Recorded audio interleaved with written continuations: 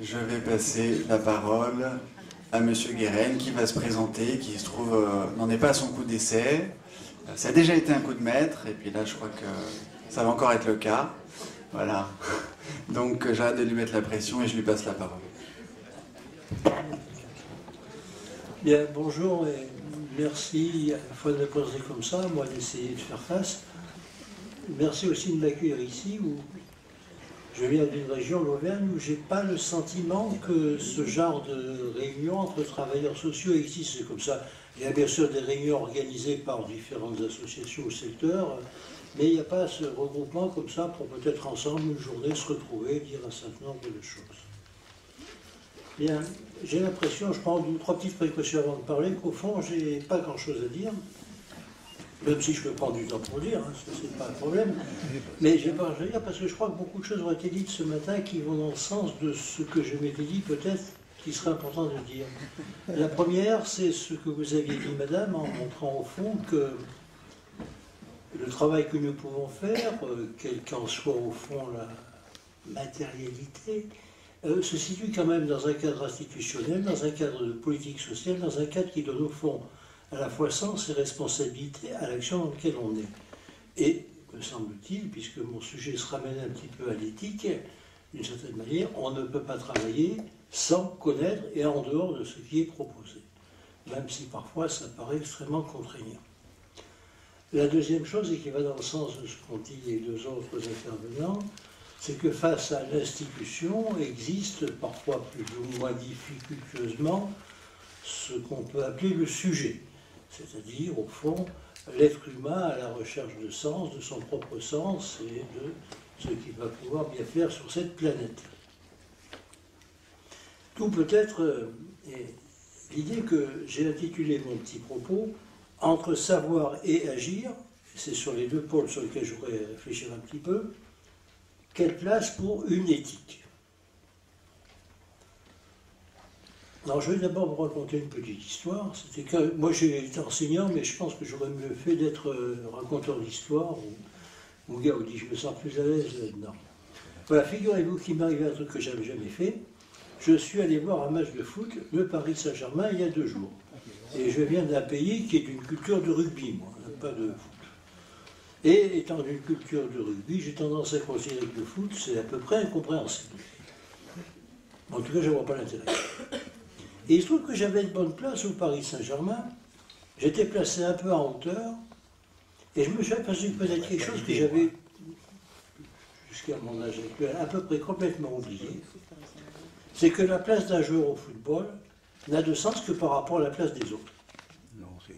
C'est-à-dire qu'effectivement, on peut peut-être essayer de considérer quelque chose dans un ensemble. Et il me semble que c'est une des premières dimensions extrêmement importantes pour essayer, dans mon propos, d'articuler la logique de l'institution et la logique du sujet, c'est d'essayer peut-être un peu de me situer autour de ce que je pourrais appeler un citoyen, c'est-à-dire effectivement un être humain qui est capable d'envisager ce qu'il fait du point de vue des autres, de l'équipe, et d'en tenir compte. Et on voit qu'effectivement, pour ceux qui s'intéressent à la psychologie cognitive, que ça nécessite ce que Jean Piaget appelait la décentration. Être capable de laisser une place à l'autre dans ce que je fais et considérer que je ne suis pas le seul évaluateur de mes conduites. Même si, à titre personnel, je peux avoir, bien sûr, un système de valeurs et d'opinions qui m'amène à penser que ce que je dis, je crois ou je fais est préférable à ce que fait quelqu'un d'autre. On verra aussi peut-être que le fait que je pense que ça soit préférable, ça ne veut pas dire pour ça que c'est mieux, que c'est bien et que c'est meilleur. Hein, quitte à mettre de philosophes méconnus à l'origine de mon propos, méconnus non pas en tant qu'être humain, mais en tant que philosophe, le premier, ce serait Pierre Dac. Et Pierre Dac affirme avec une certaine tranquillité que rien n'est moins sûr que l'incertain. Et il me semble que c'est, au-delà de la petite boutade, un horizon de nos conduites humaines qui est au fond d'agir pour quelque chose d'autre. Et comme le disait il n'y a pas longtemps, j'étais à une autre réunion de travail, où quelqu'un disait, mais maintenant c'est vrai que dans le monde actuel, plus personne ne fait de la futurologie, hein, on ne se risque plus à ce genre de choses, ça change tellement vite et de manière tellement Et puis la deuxième chose, pour vous situer l'orateur qui est en face de vous, pour me présenter, je dirais que, comme le pensait Mark Twain, je me considère vraiment comme un spécialiste. Mais dans la définition de Mark Twain, à savoir quelqu'un qui connaît tout sur presque rien et rien sur presque tout. Ça me paraît être la définition des spécialistes. Alors, au fond, ce que je voudrais poser comme question, c'est que l'on soit travailleur institutionnel ou que l'on soit simplement être humain, peut toujours se poser la question, mais qu'est-ce que je dois faire ou qu'est-ce que je peux faire? Que faire face à l'incertitude? Et peut-être aussi, avec une vision plus morale ou éthique, est-ce que je peux porter un jugement sur mon action? Y a-t-il des actions qui sont meilleures que d'autres? Pourquoi choisir celle-ci plutôt que l'autre? Donc au fond, on pourrait dire que pour l'être humain, en réunion, en institution, vous voyez, trois questions se posent. Qu'est-ce que je veux faire? Mais ce n'est pas toujours facile de savoir ce qu'on veut. Qu'est-ce que je peux faire? Ce qui est tout autrement. Et puis enfin, qu'est-ce que je dois faire là-dedans? Pour ceux qui seraient pressés, ma réponse est simple, c'est ben, débrouillez-vous. Mais une chose est sûre quand même, qui est peut-être aussi le moteur de nos actions, rassurez-vous, je ne vais pas vous faire un topo sur la motivation, mais c'est quand même l'envie que nous avons d'intervenir sur notre environnement, l'envie de changer ou de modifier quelque chose pour autre chose, pour que ce soit mieux, pour que... Bon. Or, une chose est sûre, c'est que ce n'est pas la science qui va nous dire ce qu'il faut faire. En revanche, la science peut peut-être nous permettre de dire, voilà, connaissant les choses, une manière d'agir qui peut produire telle ou telle chose. Mais encore une fois, je serai pour moi, en tout cas je distinguerai très clairement, quand je parle d'éthique, ce qui est de l'ordre du savoir et ce qui est de l'ordre de l'action. Et je pense qu'effectivement, et c'est peut-être une des conditions de la liberté humaine, c'est qu'il n'y a pas de savoir pour l'action. Mais d'un autre côté, agir sans savoir, c'est sûrement quelque chose qui n'est pas tellement recommandable. Première idée, très banale, mais quand même, qui est posée dès le XVIIIe siècle par le philosophe Emmanuel Kant, c'est est-ce qu'une bonne action est une action bonne? Alors, puisque je vous dis je raconte des histoires, ben je vais vous raconter une petite histoire pour illustrer mon propos. Imaginez un jeune petit scout, vous savez, les scouts, ça fait des bonnes actions. Et alors, un petit scout, il a une bonne action à faire, mais il ne voit pas très bien ce qu'il peut faire. Bon. Et tout d'un coup, il a quand même une idée, il aide une vieille dame à traverser dans la rue. Mais il arrive en retard chez lui, et son père l'engueule un peu en disant « Qu'est-ce que tu faisais ?» Il dit « Voilà, je cherchais à faire une bonne action, j'en ai trouvé une, j'ai fait traverser une vieille dame. » Le père dit « Ça c'est bien, oui. » Le gamin dit « Enfin, je me demande vraiment s'il avait envie de traverser. » Et vous voyez qu'on est confronté déjà à un premier petit dilemme. Oui, c'est une bonne action. Mais est-ce que cette personne âgée avait vraiment envie de traverser? Il n'en sait rien. Question morale à 50 centimes. Ce petit scout a-t-il fait une bonne action? Hein? Donc, on voit qu'une des premières choses qui est importante, peut-être quand on essaie de réfléchir un peu à cette dimension de l'éthique, c'est de poser ou de se poser la question de ce qui est au fondement de l'action. Au fond, pourquoi agir? Même si, comme disait le psychologue Nutin, c'est une des caractéristiques de l'espèce humaine que de vouloir agir sur son environnement, quitte à s'en plaindre sérieusement ensuite, en disant si j'étais resté tranquille, ça ne serait peut-être pas passé comme ça. Sur le plan psychologique, ça nécessite de réfléchir à une démarche assez complexe, qui n'est peut-être pas si loin de ce que vous évoquiez, madame, ce matin, c'est comment passer de l'intention à l'action. Parce que, encore une fois, il y a un processus par lequel on va devoir essayer de opérationnaliser les choses. Pour ceux qui s'intéressent, je peux avoir d'autres références bibliographiques, notamment sur ce qu'on appelle en psychologie sociale le contrôle de l'activité finalisée. Alors, on peut, avec le philosophe Kant, excusez-moi, je vais encore en dire deux mots, essayer de savoir qu'est-ce que c'est que s'orienter dans sa pensée. Comment, déjà, dès le départ, soi-même, essayer de s'orienter. Et je crois que là, il y a une chose extrêmement importante pour pouvoir s'orienter dans sa pensée, c'est prendre le temps de la réflexion. Et à part, j'ai appris ça quand je faisais il y a bien longtemps un stage de psychologue en psychiatrie, où un vieux psychiatre m'a dit, en gros, tu sais, ici il y a rarement des urgences. Mais il y a beaucoup de gens qui sont pressés. Et tu devrais peut-être essayer de, entre guillemets, te situer entre les deux. Donc, j'ai à me demander peut-être, quand je veux passer de l'intention à l'action, quel est le temps de la réflexion par rapport au temps de l'action. Et dans cette dimension-là, on peut quand même se poser la question de, à l'intérieur de nous, dans ce qu'on appellerait la conscience, ce qui nous pousse à agir, et est-ce que ce qui nous pousse à agir est distinct de ce qui nous fait agir? Parce que je ne suis peut-être pas très clair, mais je vais éviter de raconter une histoire, mais on peut dire dans le fond que nous avons peut-être des choses qui nous amènent à agir, et en termes de rationalisation ou d'image que nous souhaitons donner, nous pouvons penser que c'est pour ça que nous agissons. Mais rien ne prouve que les deux champs soient coextensifs. Et d'ailleurs, pour ceux qui s'intéresseraient à l'étymologie, le mot motivation, qui est un mot relativement récent, c'est un mot du XIXe siècle, renvoie quand même à une autre acceptation qui disait effectivement, la motivation, c'est soit dans la conscience ce qui pousse à l'action, c'est insupportable, et dans la conscience ce qui justifie l'action. Mais on n'est pas du tout dans le même registre. Est-ce que arriver à être cohérent entre les deux, c'est une bonne chose? On peut peut-être le penser. Agir, c'est en tout cas passer d'une intention à une volonté, je dirais, de changement, de transformation, de modification de quelque chose. Ce qui veut dire que bien souvent, agir, c'est en fonction d'un but qu'on se représente, d'un bénéfice escompté, enfin on peut mettre un certain nombre de choses, mais au fond, on agit pour quelque chose. Ce n'est pas uniquement une impulsion ou ce qui pourrait être autre chose, vu sous l'angle effectivement d'une réaction instinctive. Alors, mon premier propos, mon premier mot ici serait de dire que qu'avons-nous pour au fond agir? Bien, je crois que pour agir, la première chose peut-être qu'on peut prendre en compte, c'est le fait qu'il faut essayer de s'entendre sur les mots. Et à ce niveau-là, je voudrais dire quelques mots en termes de définition de mots pour que quand on travaille en équipe, on s'entende un peu sur ce dont on parle, parce que vous savez comme moi que c'est difficile.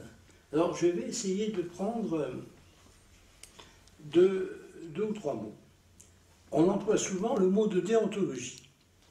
Et les travailleurs sociaux ont des codes de déontologie. Je crois que les assistants sociaux en ont un, je ne sais pas si tous en ont un. Qu'est-ce que c'est que la déontologie? Or, je précise que les définitions que je vais employer n'engagent que moi. Ce n'est pas le petit Larousse qui parle. Bon, on pourrait dire que la déontologie, ce sont des règles à respecter. Ça vient d'un mot grec qui veut dire devoir. Et, au fond, on peut dire que chaque profession a un ensemble de règles. Il y a des devoirs à agir. Il faut respecter ces règles-là. Il y a le serment d'Hippocrate des médecins. Enfin, il peut y avoir un certain nombre de choses qui, au fond, sont des choses communes. Un deuxième mot qui est moins habituel dans le cadre de cette réflexion, peut-être, c'est le mot de téléologie. Téléologie, c'est un mot qui veut dire la fin. Au fond, quel est le sens? Qu'est-ce qui donne en direction ultime le sens de ce qu'on fait? Est-ce qu'on agit, au fond, pour le bonheur de l'être humain, pour sa santé, comme vous le disiez, madame? Encore faut-il savoir ce qu'on appelle la santé. Enfin, il y a à définir un petit peu des fins qui renvoient sans doute aussi à un registre des valeurs. Et puis, peut apparaître quelque chose déjà qui n'est pas si simple que ça, c'est qu'il peut y avoir des contradictions entre les fins et les devoirs. On a du mal à se situer. Et c'est là, si vous voulez, où je vais employer le mot moral et le mot éthique comme synonymes, ils le sont d'ailleurs, mais en disant qu'effectivement, une éthique, une morale, c'est quelque chose qui va permettre d'identifier ce pourquoi on agit. Alors je voudrais dans un premier temps, si vous en êtes d'accord, essayer de poser la question de deux éthiques possibles, deux manières possibles de penser son action. La première, et qui est peut-être la plus simple à mettre en œuvre, mais pas forcément la plus facile ensuite à gérer, c'est ce que j'appellerais une éthique d'intention. C'est-à-dire, ce qui est important, c'est de savoir pourquoi on agit et d'avoir un certain nombre de règles qui vont nous dire « je dois agir comme ça ». Par exemple, je ne dois pas voler. Bon. Je ne dois pas mentir. Mais vous voyez bien que parfois, si on est arrimé à ces principes-là, le risque, c'est que parfois les conséquences de ce qu'on va faire au nom de ces principes qui sont posés comme extrêmement importants peut se trouver non pas forcément en contradiction avec les principes, mais en contradiction avec d'autres valeurs qui sont tout aussi importantes. Je pense par exemple, vous qui êtes des travailleurs sociaux, à toutes les choses qu'on peut se poser quand on est ici, par exemple, quand il s'agit du placement d'un enfant. Moi, j'ai vu, quand j'étais psychologue, différentes idéologies, certains pensant que tant qu'on pouvait éviter un placement en institution, c'était ce qu'il y avait de mieux. D'autres pensant au contraire, que parfois il valait mieux pas trop hésiter, parce que... Et vous voyez bien qu'effectivement, si on radicalise les choses, on est dans des univers aussi absurdes l'un que l'autre. Mais il n'empêche, et on le voit socialement en tout cas, à l'heure actuelle beaucoup plus peut-être qu'avant, que les éthiques de principe prennent le pas sur les éthiques, c'est les deuxièmes éthiques dont je voulais vous parler, c'est les éthiques de conséquence. C'est-à-dire que ce qui va déterminer mon action, ce n'est pas uniquement ce que je crois, c'est ce que je peux envisager des conséquences que ça va produire. Et vous voyez qu'on n'est pas tout à fait dans le même ordre. Ce qu'on voit en tout cas peut-être apparaître ici, c'est une première situation de travail pas simple pour chacun d'entre nous.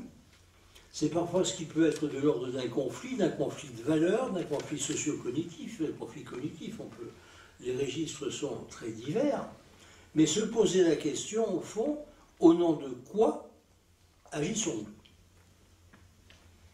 Mais, puisqu'il est question quand même de l'équipe, du groupe, on voit bien sûr que cette question ne peut pas se poser uniquement à titre individuel, même si individuellement, chacun d'entre nous, on peut avoir une position. Mais, au fond, qu'est-ce que c'est qu'une réunion? Puisque je me suis laissé dire, je l'ai vécu, que dans le travail social, on se réunit quand même un peu. Au point que parfois, on ne sait plus très bien pourquoi. Et pourquoi on se réunit? Moi, je vais vous donner une proposition qui me semble simple. On se réunit pour s'influencer. Parce que s'il n'y a pas d'influence, il n'y a pas de réunion. Sinon, vous êtes, comme le disait encore une fois, je crois, Pierre Dac, quand on voit ce qu'on voit et qu'on sait ce qu'on sait, on a bien raison de penser ce qu'on pense. Sauf que la réunion, c'est quelqu'un qui va ajouter le « quoique ». Et dans le « quoique », il y a peut-être quelque chose qui va commencer à apparaître. Si une réunion d'équipe, c'est un lieu d'influence, de changement d'opinion, alors, comment est-ce contrôlé et maîtrisé? Et est-ce qu'il y a quelqu'un qui maîtrise quelque chose là-dedans? Ou est-ce que, comme je l'ai entendu assez souvent, c'est au nom d'une urgence ou d'une position qu'une décision sera prise? Bon, j'ai travaillé dans des équipes où c'était l'assistante sociale qui prenait en gros toutes les décisions, parce que quand on avait discuté pendant 1 heure et que rien n'arrivait et qu'elle s'était confrontée à la sortie sur qu'est-ce qu'on fait, elle essayait. J'ai connu d'autres cas où c'était la hiérarchie. J'ai connu d'autres cas où c'était la majorité. Je peux choisir tous les critères que vous voulez, il y en a plein. Le tout, c'est de savoir qu'est-ce que représente ce critère dans le fonctionnement de l'équipe et en quoi renvoie-t-il au fondement même du travail à ce que j'appelais une dimension éthique. Par exemple, est-ce que les décisions que nous prenons sont conformes à ce que nous avons En sachant bien sûr qu'il y a un principe prioritaire pour poser qu'est-ce que je peux, c'est pas uniquement que ce que je veux. Et je voudrais vous signaler deux petits écueils. Le premier, c'est ce qu'on appelle en psychologie sociale la pression de conformité ou la norme d'objectivité. Vous pouvez choisir le mot que vous voulez, c'est pas important. Mais c'est cette chose curieuse chez les êtres humains que plus on est nombreux à tendance à penser la même chose, plus on est nombreux à penser qu'on a raison. C'est-à-dire qu'au fond, le bien, ou la bonne décision, ou la bonne chose, ça viendrait que, comme on pense tous pareil. Et qu'est-ce qu'on fait d'ailleurs dans ces situations quand on est à peu près tous à penser pareil, et qu'il y a deux ou trois déviants ou délinquants qui... Eh bien, on va essayer de les convaincre qu'ils ont tort. Et ce qui fait que vous l'avez sans doute remarqué, il y a bien des fois où il y a des discussions, des débats qui ne deviennent que des combats. Il s'agit au fond d'avoir raison. Mais d'avoir raison non pas au sens où ce serait une rationalité ou une conformité à autre chose, mais simplement on a raison parce qu'on est les plus forts. Ça ne se voit pas forcément au premier coup d'œil quand on regarde un travail d'équipe, mais on s'aperçoit quand même relativement rapidement que les institutions et les équipes, c'est un peu comme les vieux couples, ça prend des habitudes. Et ces habitudes-là, ben peut-être de temps en temps, il faut pouvoir les remettre en cause. C'est-à-dire qu'il y a quelque chose qui, sur le plan éthique, est peut-être une nécessité de ce travail de groupe, c'est de prendre le temps, peut-être de s'arrêter un petit peu pour voir où l'on va, mais c'est peut-être aussi, c'était une des conclusions de Madame, je ne connais pas votre nom, je m'excuse, mais votre conclusion, qui est de dire qu'un des fondements sans doute de la démocratie, c'est le conflit, et qu'il faut pouvoir à un moment donné accepter quelque chose, non pas comme à éviter à tout prix, parce qu'une situation conflictuelle c'est une catastrophe, mais à accepter un conflit où, bien sûr, on va essayer de se dire, en face de nous, on n'a pas des ennemis, on a des adversaires, c'est pas la même chose. On a des gens avec qui on peut débattre, et que dès le départ, l'issue n'est pas trouvée, et qu'on ne sait pas ce qui va se passer. Mais ça, c'est un poisson. Et on voit qu'on est confronté à quelque chose qui est une des constantes aussi du travail d'équipe ou d'institution, c'est les mécanismes qui servent à se protéger de l'angoisse pour pouvoir avoir le sentiment que, bon, entre guillemets, et c'est peut-être une autre problématique grave dans les institutions, c'est l'idée de la maîtrise des choses. Donc peut-être qu'il faut admettre une première chose sur un plan éthique, et j'en reviens à cette dimension, c'est que des choses peuvent échapper, que des choses peuvent être conflictuelles, et que c'est à prendre comme outil de travail beaucoup plus que comme chose à prévenir ou à éviter, parce que sinon, le seul endroit où il n'y a vraiment plus du tout de conflit, et pardonnez-moi, mais je commence à connaître un petit peu votre région où Valérie me promène régulièrement, il n'y a qu'un endroit où il n'y a plus aucun conflit, c'est les cimetières. Qu'est-ce qu'il faut pour définir une éthique ? Eh bien, je crois qu'il faut trois choses. La première, une éthique passe par un souci du contexte. Et on peut peut-être, dans cette dimension du contexte, envisager deux ou trois choses. Peut-être que le contexte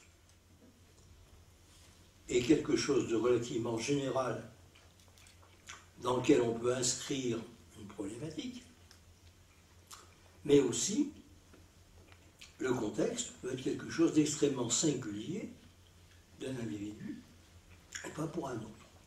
C'est-à-dire qu'on a déjà articulé quelque chose qui est extrêmement difficile, et à mon avis peut-être seule la psychanalyse a pu y arriver, ou le poser en tout cas comme quelque chose où elle devait y arriver, c'est qu'il faut bien quand même à un moment donné pouvoir être du côté du sujet, de l'individu dans sa singularité, sans oublier que ce sujet dans sa singularité, et les exposés entendus ce matin le montrent bien, est dans un contexte plus local, où comme vous le disiez aussi, on peut s'interroger sur ce qu'on appellerait la socialisation, et de l'autre côté, ce que j'appellerais moi, dans d'autres termes, c'est la personnalisation.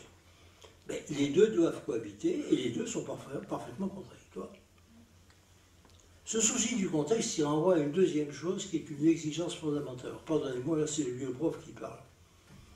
Mais on ne pense pas tout seul. Il y a des choses qui ont été dites, il y a des choses qui ont été écrites par des tas de gens, et bien il vaut mieux les connaître. Et c'est pas parce que, là encore, pardonnez-moi, c'est un peu simple ce que je veux dire, mais la spontanéité, c'est tout ce qu'on veut, sauf une qualité professionnelle. Et quand on voit le nombre de bêtises qu'on fait spontanément, avec, effectivement, il y avait l'idée de faire une bonne action, en plus, ça y est.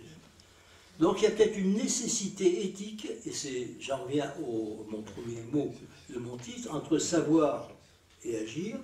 Eh bien, une dimension éthique du travail social ou du travail en général, passe par un savoir.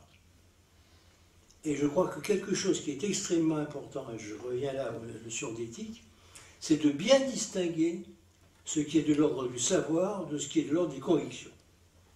Parce que soit on tombe d'un côté dans le scientisme, et on pense que parce qu'on le sait, c'est ça, c'est la vérité, ou au contraire, on a tendance à penser que notre expérience, mais non analysée en termes de savoir, c'est du savoir.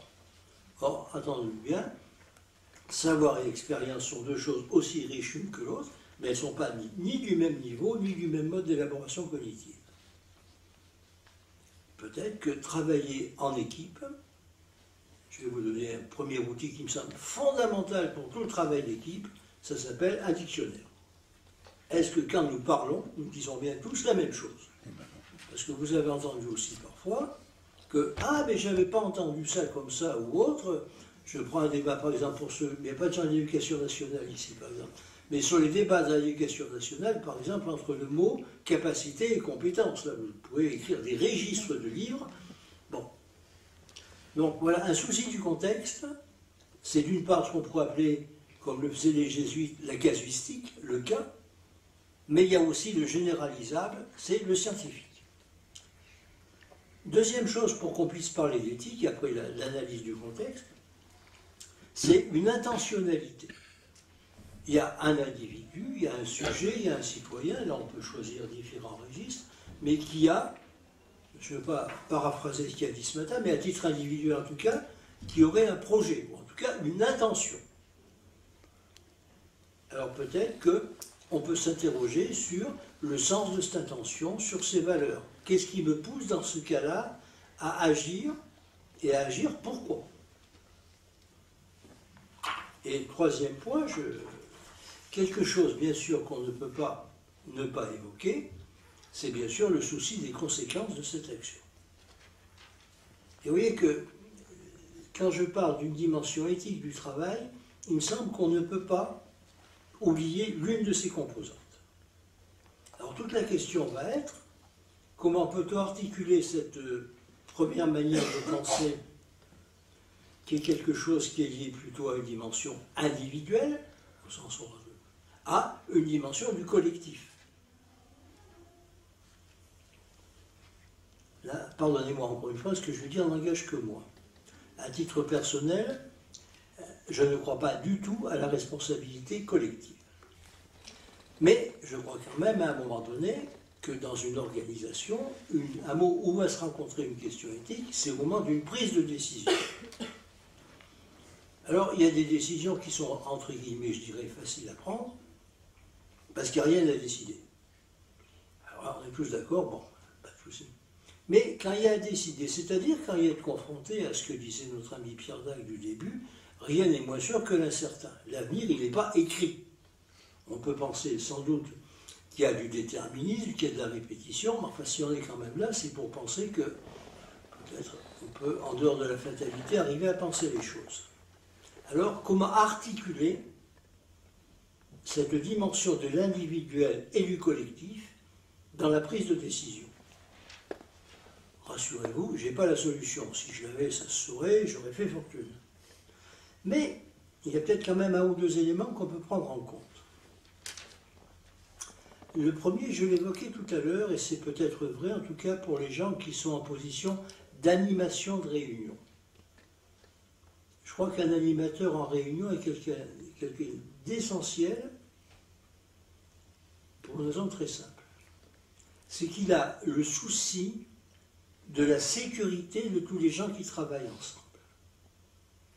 Et je crois que si je devais donner une dimension éthique au management de groupe, c'est la dimension de la sécurité des gens qui travaillent pour que chacun puisse, de son point de vue, de sa place, oser dire ce qu'il a à dire et le dire comme il a à dire, sans la soumission à l'autorité. Vous avez raison, chef, pourquoi? Parce que vous êtes chef. Ou vous avez raison, machin, parce que je suis stagiaire et je ne sais pas bien. C'est peut-être considérer que toutes les paroles, entre guillemets, n'ont peut-être pas forcément la même importance, mais toutes ont le même droit. Et le rôle de l'animateur, c'est sans doute ça. Bon, on peut effectivement distribuer la parole parce qu'il faut faire taire un peu ceux qui parlent trop et essayer d'aider un peu les autres. Mais le but, c'est bien ce sentiment de sécurité. Vous voyez que si je devais parler là d'une éthique de l'animation, elle serait sans doute autour de la question de la sécurité. Une deuxième dimension de l'éthique, toute simple, eh ben, c'est le travail. Ça veut dire qu'il faut de temps en temps préparer une réunion. Et qu'il vaut peut-être mieux une réunion d'1 heure préparer 2 heures qu'une réunion de 3 heures préparer 20 minutes. Qu'est-ce qu'on va dire, pourquoi on va dire et comment on va le dire? Peut-être que l'éthique a cette exigence-là de considérer que quand nous nous exprimons dans un groupe, c'est pour s'adresser à d'autres et essayer de se faire comprendre des autres. Non pas simplement essayer de se faire entendre comme j'écoutais pour montrer qu'on a raison. Peut-être enfin une dernière idée au niveau de ce travail d'équipe. Oui, on pourrait en dire, on pourrait en donner beaucoup d'autres, mais il est peut-être aussi extrêmement important, et je l'évoquais tout à l'heure, à un moment donné de pouvoir s'arrêter pour réexaminer si on est bien conforme à ce qu'on veut faire. Parce que ce qui est frappant, c'est que relativement régulièrement, on s'aperçoit que dans des équipes constituées depuis un certain temps, il y a des habitudes, des modes de pensée, des modes d'organisation qui font qu'on ne questionne plus. Et ne plus questionner, surtout quand on est persuadé qu'on est les meilleurs et que c'est bien et que c'est vrai, ben, ça risque de nous amener à quelque chose d'un peu inquiétant.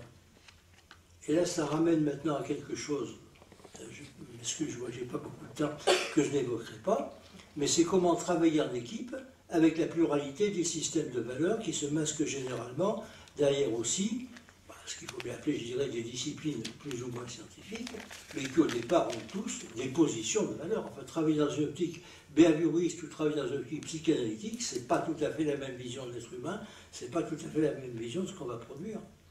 Faut-il de l'uniformité? Certainement pas, mais d'un autre côté, il faut quand même un minimum d'accord pour pouvoir travailler ensemble.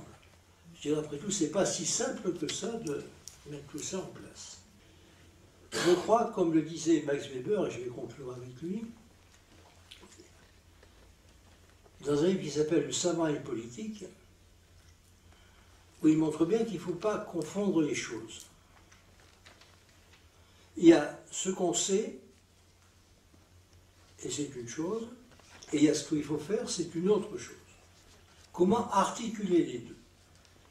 Bien, je l'ai dit rapidement tout à l'heure, mais je vais le reformuler simplement. Ne pas confondre ce qu'on croit et ce qu'on sait. C'est-à-dire s'assurer, quand on dit quelque chose, de la position qu'on prend. Toutes les deux sont aussi respectables l'une que l'autre, mais on pourrait pas dire que ce qu'on croit ne vaut pas ce qu'on sait. Ben, c'est simplement pour dire que c'est pas la même chose. Sur quoi je m'appuie? Et de dire à partir de là que quand on a croisé ces deux dimensions, on n'est pas beaucoup plus avancé, sauf qu'un mot commence à apparaître, c'est le mot de responsabilité. Être responsable, si au sens étymologique du terme, ça veut dire répondre d'eux, être responsable, ça veut dire s'engager dans quelque chose dont on ne connaît pas l'issue. Parce que si on a connu l'issue avant et qu'on n'applique une procédure, il n'y a aucune responsabilité à appliquer une procédure, c'est une modèle 17 rectifié 36. Mais c'est pas ça. Or, la responsabilité ramène maintenant dans une organisation à l'exercice de l'autorité et à l'exercice du pouvoir, qui ne sont pas du tout les mêmes choses, mais qui nécessitent sans doute d'être éclaircies par deux choses toutes simples. Et je vais conclure là-dessus. Vous avez rencontré sans doute bien bon nombre de réunions où tout le monde se met d'accord sur une chose à la fin de la réunion, qui ne sera jamais suivie d'aucun effet parce que personne n'était d'accord. Et la réunion commence dans le couloir. Hein? Bon, ça pose quand même quelques questions, surtout quand on suit des actions et leur pérennité dans le temps. Vous avez remarqué sans doute que ce qui fait aussi le charme des réunions, c'est qu'on revient et on rebute toujours sur la même question, de toute façon on n'a pas tranché. Et puis la deuxième, c'est de considérer quand même via l'autorité qui peut être dans l'institution, et qu'à un moment donné, même si la responsabilité collective n'existe pas, il existe l'engagement de la personne par rapport à la dimension du collectif. Hein, c'est pas simplement de dire, vous êtes de toute façon, je vous l'avais bien dit, parti comme c'était, ça peut être que comme ça. Oui, sauf qu'on y était. Et qu'on a cette responsabilité-là, et d'accepter, et c'est là-dessus que je vais terminer, sur le fait qu'effectivement, travailler en équipe, travailler en institution, c'est peut-être dans une dimension de la citoyenneté. On n'est pas le seul référent de son action.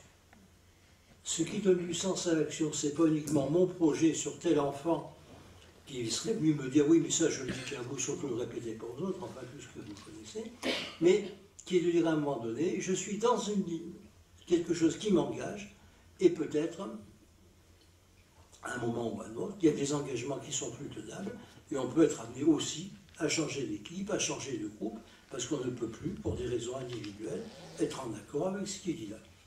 Bon voilà, je m'excuse, c'est un peu rapide et brouillon, mais je peux développer plus si besoin.